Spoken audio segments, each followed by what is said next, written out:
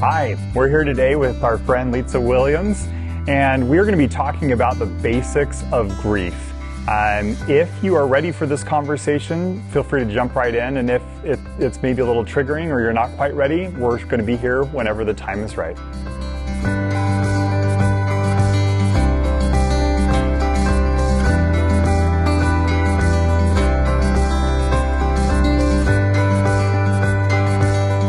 Well, let's start off at the beginning. This is Grief 101. Yeah. But the word grief, we use it to describe a lot of different things these days. But at its most basic level, what does grief mean? What would your definition be of grief?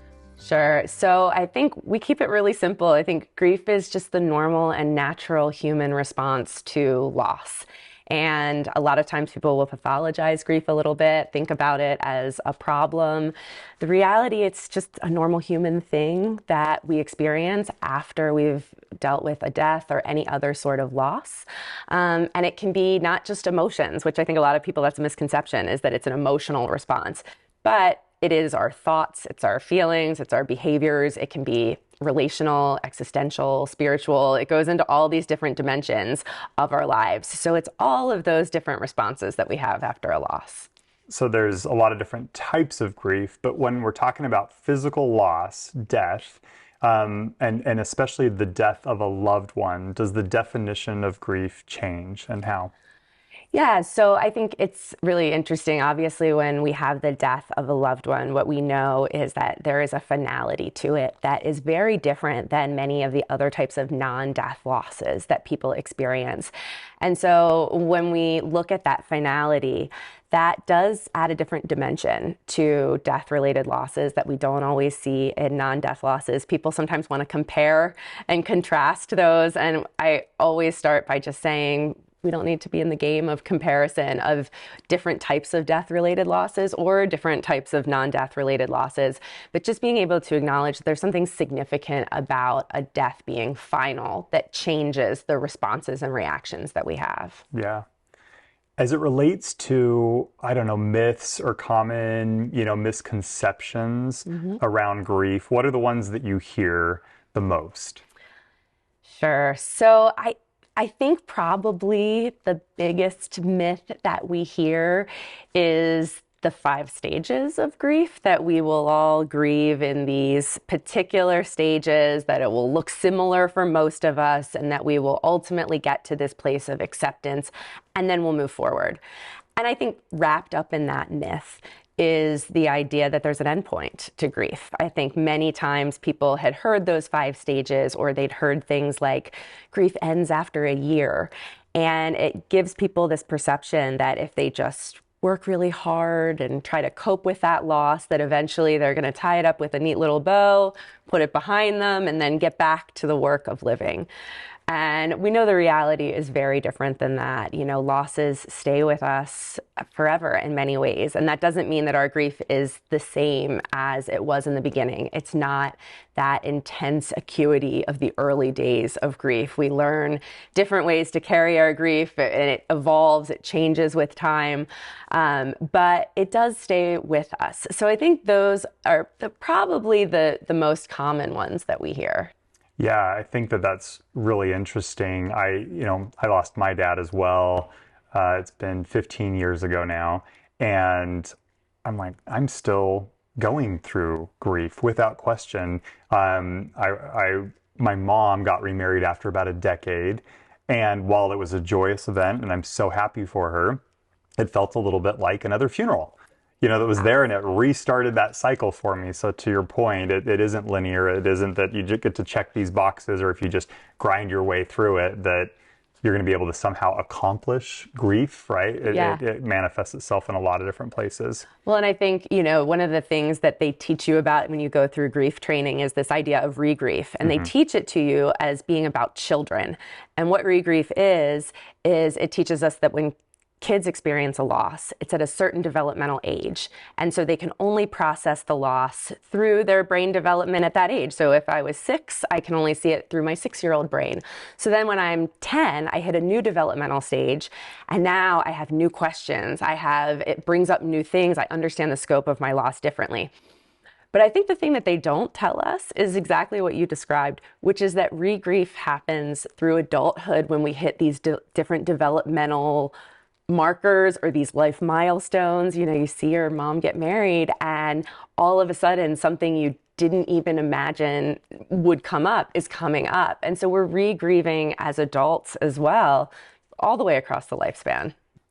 People sometimes define grief by characteristics of the loss that was experienced. So one example that we could use is anticipatory grief versus a sudden loss that exists, right?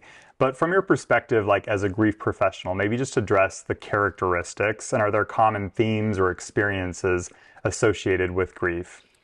Sure. So I think this is another place where people really want to compare. And I think our tendency to want to compare and ask these questions is because we as humans, we love to categorize things. We love to understand, you know, is this better or is this worse? What does this look like? What does that look like? It's hard to give any checklist to say what it looks like in these different occasions. But what we always try to remind people is that each type of loss is just uniquely different for different reasons. So much of it has to do with our relationship with the person who died, with what we were going through in our lives at the time, the support that we had from other people, our own coping style. So those things have as much of an influence as whether it was anticipated or unanticipated.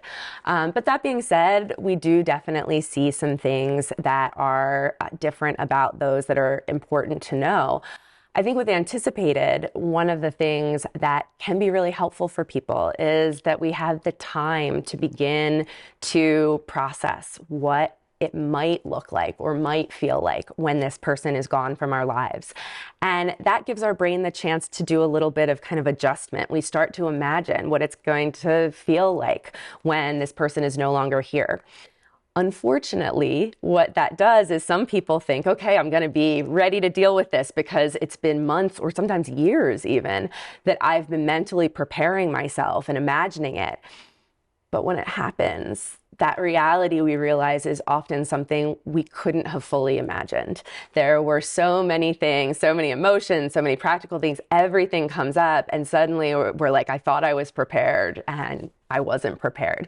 So that can be one thing that people really struggle with anticipated losses. I think the other thing is that some people with anticipated losses really have that incredible experience where they can be with the loved one at the time of their death, where they can really have worked together, maybe with a hospice or palliative care, to create a good death, whatever we mean by that phrase.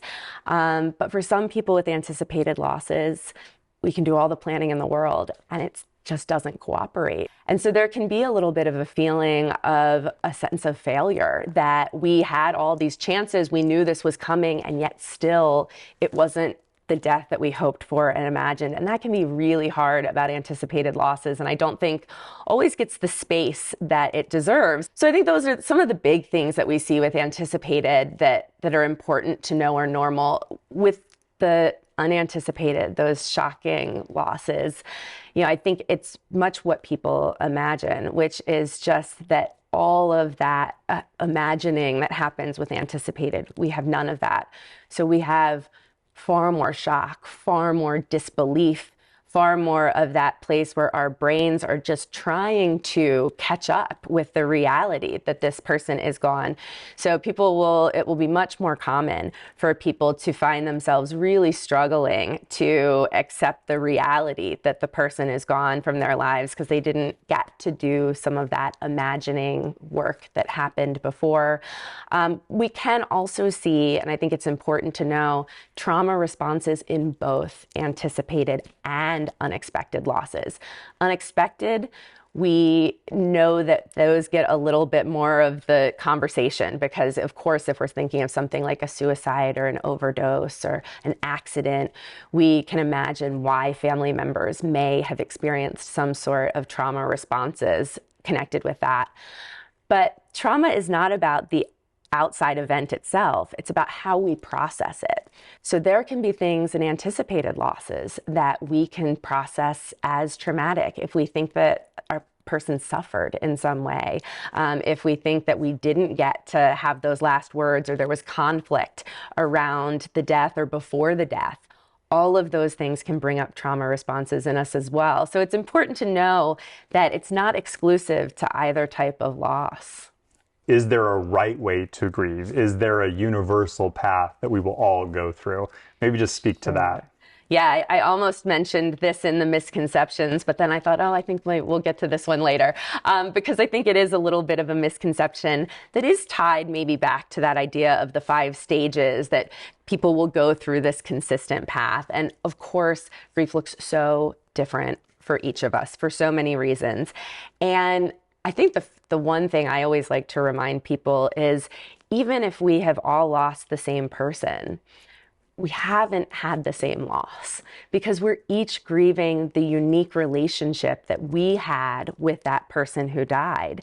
And we're grieving the part of ourselves that that person brought out, like the person who we were maybe with them that we're not with anyone else. And so that's unique to each of us. Our loss itself kind of varies a little bit, but then our styles of grieving are really different. Some people lean towards being more intuitive grievers, and what intuitive means is more in touch with kind of the emotional piece of grief. We might express more of our internal emotional experience. We connect more by talking to other people about grief and sharing some of those experiences that we have together, and we really feel our grief comes out that way. Instrumental grievers, on the other hand, they are more cognitive in how they grieve. So rather than feelings, it's more thoughts. And the difference is sometimes hard to understand, I think, when we say that. But if you're intuitive, I might say something like, I am just so devastated and hopeless as I think about my wife's death.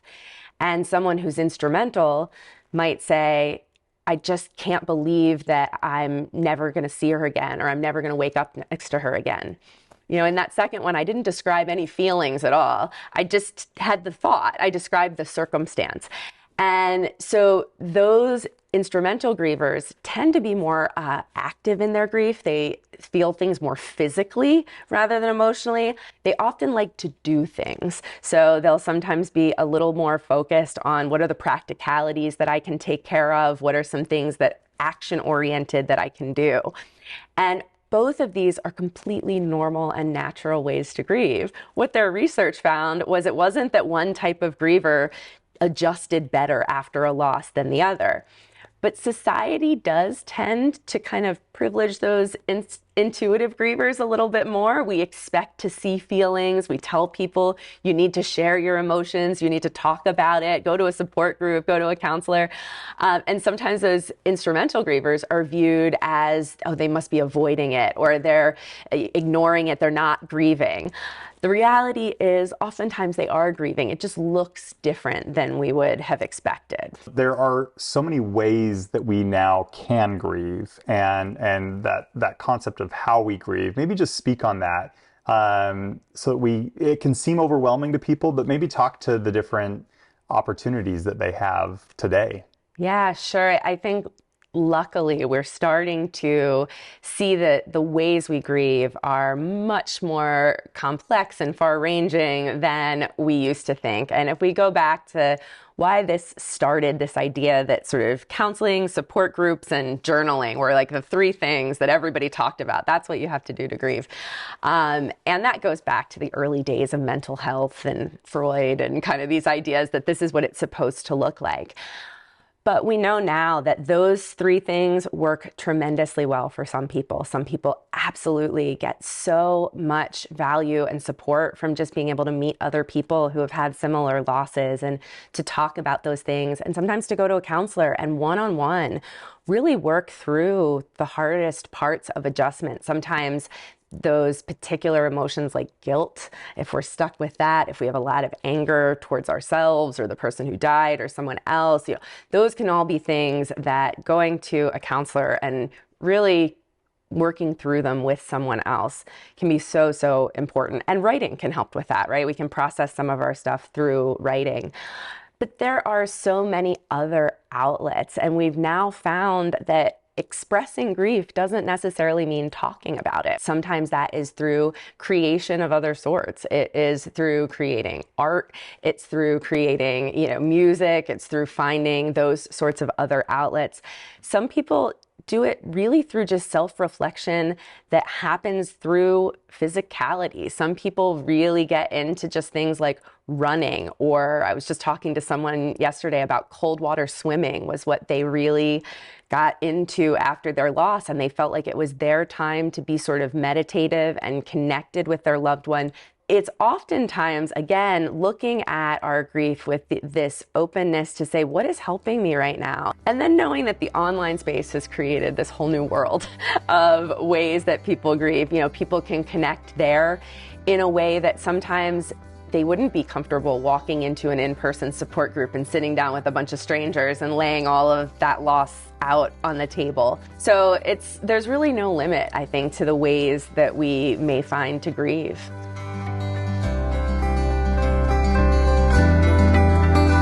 Thank you for watching Part 1 of Grief 101. Please select the Part 2 video on the forgrief.com website.